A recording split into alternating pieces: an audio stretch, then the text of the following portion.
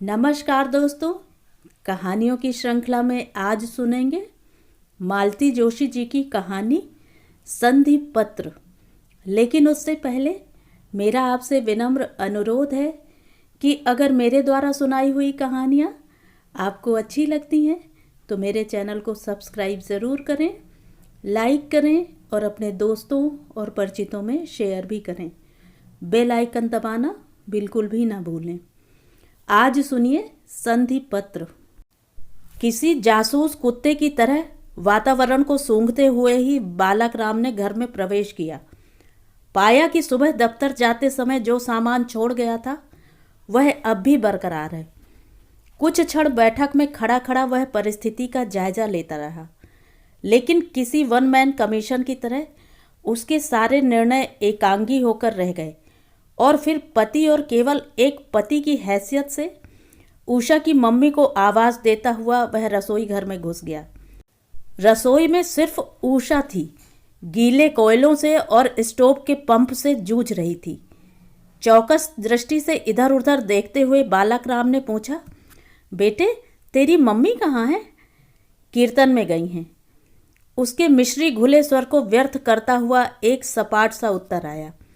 इस स्वागत भाषण के बाद चाय के लिए कहने का उत्साह नहीं रह गया था, पर उसने लक्ष्य किया कि उषा ने स्टोव पर से सब्जी उतारकर चाय का पानी चढ़ा दिया है।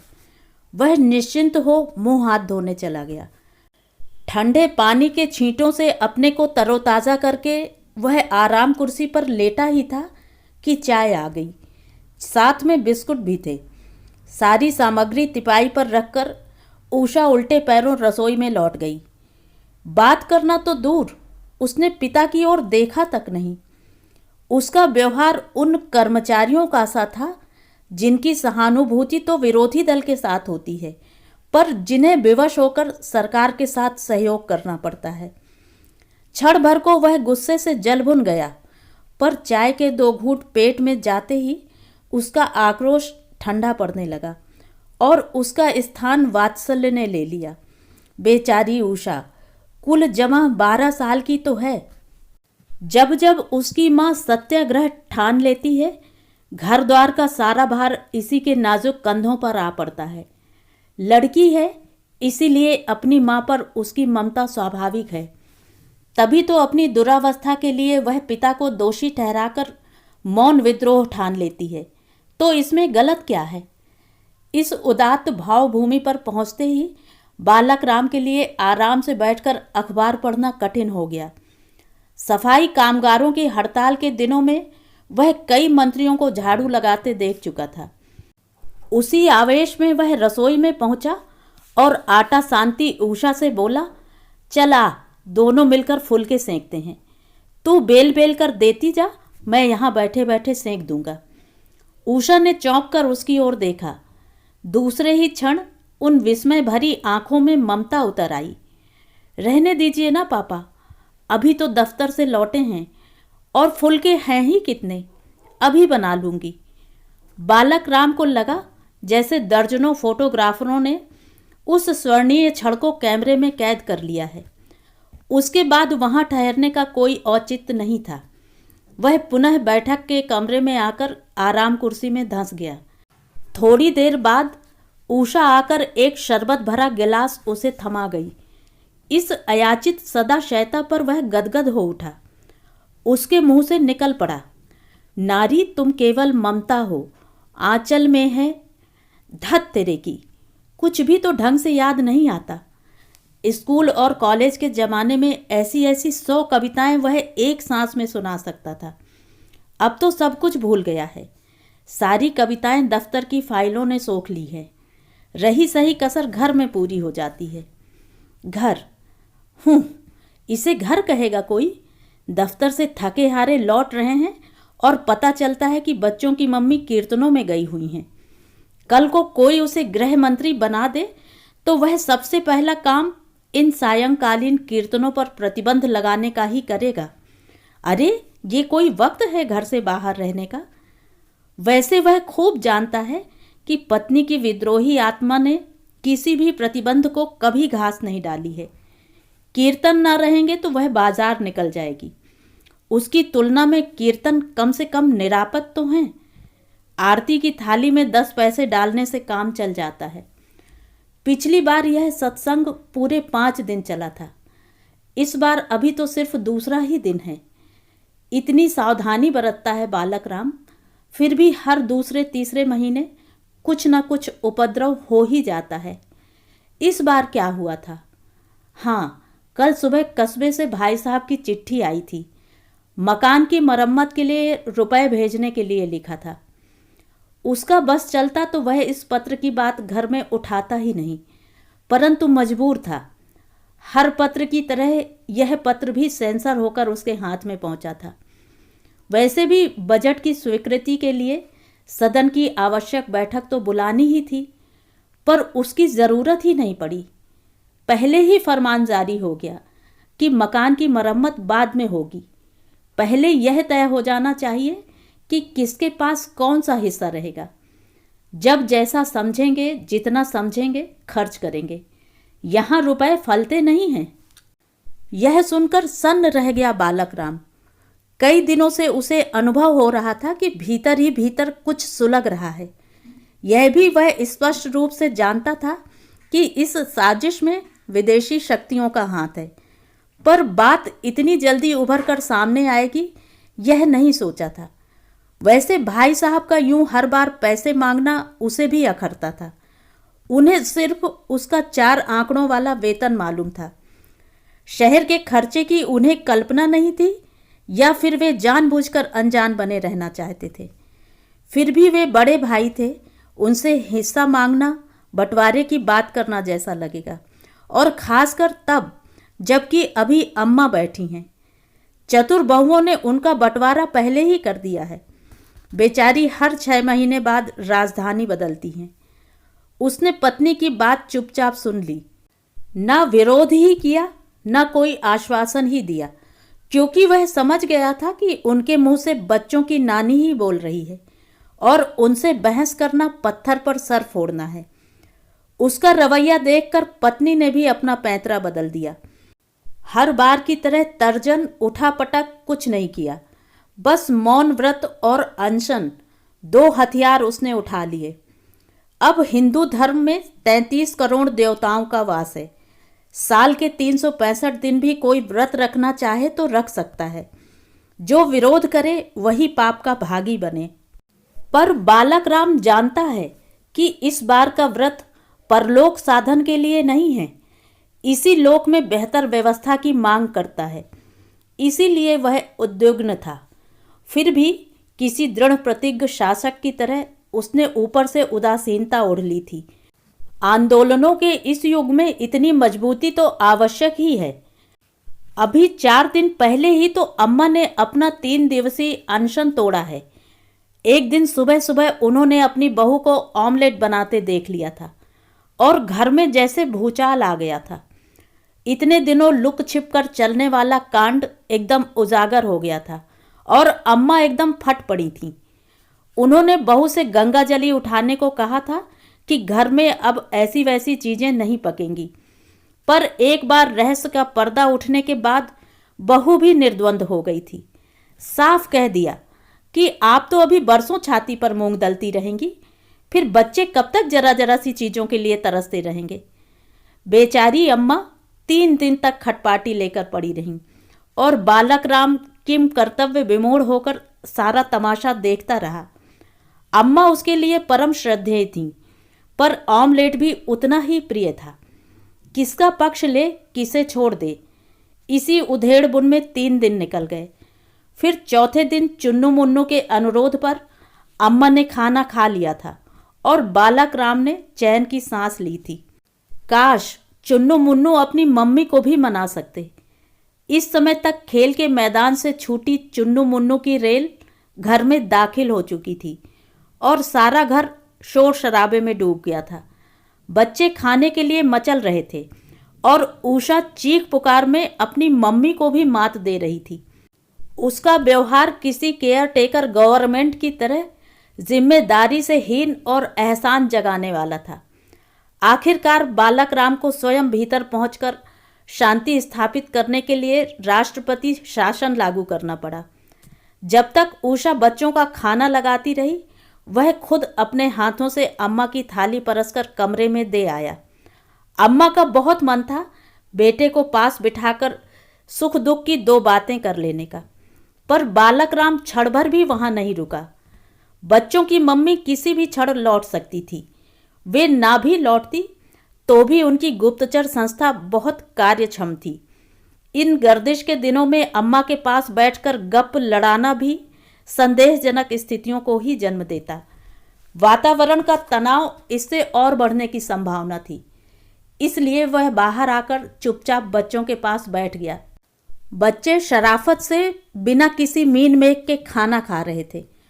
उनका अनुशासन देखकर वह खुश हुआ। उषा ने उसकी भी थाली लगा दी थी। भूख गायब हो चुकी थी। फिर भी कुछ मॉरल बनाने के लिए उसने कहा, आजा उषा, तू भी हम लोगों के साथ ही खा ले, शाम से खट रही है, भूख नहीं लगी क्या अभी? उषा ने भी चुपचाप अपनी थाली लगा ली। मुश्किल से एक और गया होगा मुंह में और वह फपक कर रो पड़ी। मम्मी के मुंह में कल से एक बूंद पानी भी नहीं गया है। आंसुओं से भीगा उषा का मुंह बड़ा प्यारा लग रहा था, पर उसकी दलील ऐसी थी जैसे घर पर जबरदस्ती आपातकाल लाद दिया गया है। गुस्से में दांत पीसते हुए वह बोला, अगर कोई अपनी मर्जी से भूखा रह जाए तो उसका क्या उपाय है? क्या घर में खाने को नहीं है? लेकिन उन्हें तो साल के 12 महीने के 30 दिन व्रत करना है, तो उसका कोई क्या करे? जैसे सारा पुण्य यही लूट लेगी। बड़े आवेश से शुरू की थी बात, पर उसके अपने ही कानों में वह बड़ी खोखली लगी। बच्चों की आंखों में अविश्वास, अनास्था और संदेह के मिले जुले भाव उसका मुंह चिढ़ा रहे थे। खाने का नाटक फिर आगे न बढ़ सका। बैठक के कमरे में आकर उसने सिगरेट जलाई और रेडियो खोल दिया। चांद तारों से लदा कोई फिल्मी गीत आ रहा था। खींचकर उसने रेडियो का कान उमेट दिया। कमबख्त घड़ी कुघड़ी भी नहीं देखता। तभी दरवाजे पर आहट हुई। उसने आशान्वित होकर बाहर झांका। मैले कुचैले कपड़ों में लिपटी एक भिखारिन खड़ी थी। भूखे को रोटी दो बाबू, 3 दिनों से भूखी हूं, उसने पिचका हुआ पेट दिखाकर घिघियाते हुए कहा। मन हुआ पूछ ले, तू भी घर से लड़कर आई है क्या? पर अपने ही प्रश्न पर वह हंस पड़ा। बेचारी, भूख तो इसकी मजबूरी है, हथियार नहीं। अचानक उसका मन किसी कम्युनिस्ट नेता की तरह विचारवेत हो उठा। दुनिया में बस 2 ही तरह के लोग हैं, एक जो खाना खाते हैं, दूसरे जो भूखे रहते हैं। फिर भूखा रहने वालों की भी 2 किस्में हैं। एक जो गरीब की आत्मा दुआ देगी, बासी सूखी मिल जाए। हार कर उसे भीतर जाना ही पड़ा। उषा से रोटी मांगने पर उसने अलमारी खोलकर कागज का एक पैकेट निकाला। उसमें से 2 रोटियां पिता को दी और पैकेट वापस रख दिया। यह क्या है? रोटियां? सो तो देख रहा हूं, वह गुर्राया। लेकिन ऐसे क्यों रखी हुई हैं? 3 दिन तक दादी की थाली कमरे से लौटती रही है। मम्मी ने वे ही रोटियां उठाकर रख दी थी। मुझे दिखाने के लिए नहीं, मांगने वालों के लिए। मन हुआ पूछ ले कि वे रोटियां कहाँ हैं जो तेरी मम्मी के न खाने से बच गई हैं। वे किस लिफाफे में हैं? पर न पूछ सका, क्योंकि जानता था कि प्रश्न का कोई ठोस आधार नहीं है। अम्मा ने अपने उपवास की कोई अधिकृत घोषणा नहीं की थी, जबकि पत्नी ने अपने निर्णय की सूचना उसे कायदे से दे दी थी। स्पष्ट एहसास करा दिया था कि जिस घर में उसकी बात नहीं सुनी जाती, उस घर का अन्न उसके लिए विष है। फिर भी अम्मा की रोटियों को इस तरह अलग से सहेज कर रखने के पीछे जो मनोवृत्ति थी, उसके प्रति उसका मन आक्रोश से भर उठा। उसने आवेश में आकर वह लिफाफा उठाया और पूरा का पूरा भिखारिन की झोली में उलट दिया। उसकी 7 पीढ़ियों को असीसती हुई वह चली गई। कुछ क्षण बालक राम उदारता की उच्च भावभूमि में खड़ा हुआ, उन आशीर्वादों से पुलकित होता रहा। फिर एक विचार घुसपैठिए की तरह उसके मन में घुस आया कि उतनी रोटियों से तो 1-2 मांगने वाले और निपटाए जा सकते थे। फिर किसी सर्वोदयी नेता की तरह वह चिंतन में डूब गया। इस भिखारिन की भूख मेरी सामाजिक जिम्मेदारी है। इस समाज का एक अंग होने के नाते मुझे कुछ करना ही चाहिए था, और वह मैंने किया, कुछ ज़्यादा ही किया। मैं उस समाज का महज 65 करोड़वां हिस्सा ही तो हूँ आखिर। हाँ, अम्मा का उपवास मेरी नैतिक जिम्मेदारी है। इसीलिए अम्मा को समझाना मेरा कर्तव्य है कि समय गतिशील है। समय के साथ आचार विचार मान्यताएं सब कुछ बदलती रहती हैं। जो समय के साथ नहीं चल पाता वह अंत में स्वयं दुखी होता है और दूसरों को भी दुखी करता है। लेकिन अम्मा की बहू का उपवास, वह तो एकदम भौतिक जिम्मेदारी है। उससे कैसे बचा जा सकता है? इसके तो जो भी परिणाम होंगे वर्तमान संदर्भ से जुड़े होंगे। उनकी उपेक्षा कैसे क्षम्य है? निर्णय को कैसे टाला जा सकता है? बालक राम अपने चिंतन में डूब गया। सामने पड़ा अखबार भी चुपके से उसके विचार विनिमय में शामिल हो गया था और किसी भूख विशेषांक की तरह भूख भूख चिल्ला रहा था। कहीं पाव किलो चावल के लिए 2 साल का बच्चा बेच देने का जिक्र था, तो कहीं भूख से तंग आकर पूरे परिवार की आत्महत्या का। किसी संत के उपवास का 34वां दिन चल रहा था। कहीं सरकार धमकियों के आगे न झुकने का प्रण दोहरा रही थी। कहीं फूले पेटों और चिपके गालों वाले नौनिहालों की तस्वीर थी। कहीं 5 स्टार होटल में आयोजित वर्तमान खाद्य व्यवस्था और दोषपूर्ण वितरण प्रणाली का परिसंवाद का समाचार था। बालक राम के साथ जैसे सारा देश इसी समस्या से जूझ रहा था। एक धमाका सा हुआ और उसकी विचार श्रृंखला बीच में ही टूट गई। आवाज की दिशा में दौड़कर गया, देखा आंगन में गदर मचा हुआ था। चुन्नू ने पूरी की पूरी ट्रे गिरा दी थी। 2 डिनर प्लेट परलोक सिधार गई थीं। उषा साबुन सने हाथों से उसे पीट रही थी और वह जोर जोर से रोए जा रहा था। बड़ी मुश्किल से स्थिति पर नियंत्रण पाया जा सका। एक डांट पड़ते ही उषा मुंह फुलाकर हड़ताल पर चली गई।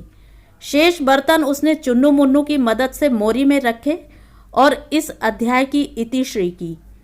बच्चों को नींद आने लगी थी, इसलिए फिर बिस्तरों की ओर ध्यान देना पड़ा। उषा तो अपना इंतजाम करके लेट गई थी और मुंह ढककर सोने का नाटक कर रही थी। उसे सबक सिखाने के लिए बालक राम ने चुन्नू मुन्नू को स्वावलंबन पर एक भाषण पिलाया। बच्चे कुछ ज़्यादा ही जोश में आ गए और उन्होंने गद्दों का कुतुब मीनार बना दिया। उसे तरतीब से लगाते हुए बालक राम को हंफनी छूट गई। फिर अम्मा के कमरे में जाकर उनका बिस्तर ठीक किया। पता चला दोनों जून की थालियों के साथ सुबह शाम की चाय की प्यालियां भी खटिया के नीचे भिनक रही हैं। इतनी कोफ्त हुई पर जब्त करके रह गया। खुद ही उठाकर रख आया, कहता किससे। तभी तेल जलने की गंध ने उसका ध्यान आकृष्ट किया। मुन्नू रसोई में खड़ा चीख रहा था, पापा दूध, पापा दूध। कमबख्त खड़े खड़े हाथ नचा रहा था, पर यह नहीं कि उतार ले। बालक राम ने दौड़कर फुर्ती से दूध उतारा, पर यह फुर्ती बहुत महंगी पड़ी। 2-4 बूंदें हाथ पर तो छलक पड़ी और स्टील की पतीली फफोले दे गई सो अलग। दूध उतारने के बाद देखा सणसी वहीं पास में पड़ी है। पस्त होकर बैठ गया बालक राम। क्या संधि पत्र लिखना ही होगा? नहीं तो इस अराजकता का अंत कहाँ है? संधि की शर्तें बहुत अपमानजनक है, पर उपाय क्या है? मंदिर में आरती का घंटा नाद अपनी चरम सीमा पर पहुंच चुका था। बस आरती के बाद ही बच्चों की मम्मी घर लौट आएगी। इसके बाद तो मंदिर में रुकने का कोई प्रावधान ही नहीं है। बोल वृंदावन विहारी लाल की जय। भक्तों के सम्मिलित कंठ स्वर में उसने एक स्वर अपना भी मिला दिया। प्रभु के इस पावन जयघोष के साथ ही जैसे उसकी चेतना के कपाट खुल गए, आत्मबोध जागृत हो उठा। चुन्नू, उसने आवाज दी, जरा टॉर्च लेकर मंदिर तक चला जा बेटे। पूरी सड़क नल के गड्ढों से पटी पड़ी है और आज शायद स्ट्रीट लाइट भी गोल है। फिर उसने मुन्नू को 10 का नोट पकड़ाते हुए कहा, दौड़कर मगन लाल के यहाँ से पाव भर रबड़ी और मलाई के लड्डू ले आ और देख, मेरा नाम बताकर लाना, ऐसी वैसी चीज ना पकड़ा दे कहीं। फिर उसने उषा को उसकी नकली नींद से जगाया और दुलार भरे स्वर में आदेश दिया, बेटे स्टोव जलाकर 2 कप चाय तो बना लो झटपट। 4 घंटे से कीर्तन सुनते सुनते मेरा भी सर चढ़ गया है। तेरी मम्मी का तो पता नहीं क्या हाल हुआ होगा। वह जानता था कि वह परंपरा तोड़ रहा है। नियम तो संतरे या नींबू के रस का है, चाय या रबड़ी का नहीं। पर वह क्या करे? नींबू के रस का गिलास क्या उसके मनोभावों को ठीक से अभिव्यक्त कर सकता था? रसोई से आती स्टोव की मधुर घरघराहट को सुनकर उसने चैन की सांस ली और इत्मीनान से बड़े भाई साहब को पत्र लिखने बैठ गया। तो ये थी कहानी। कहानी आपको कैसी लगी कमेंट करके ज़रूर बताएं।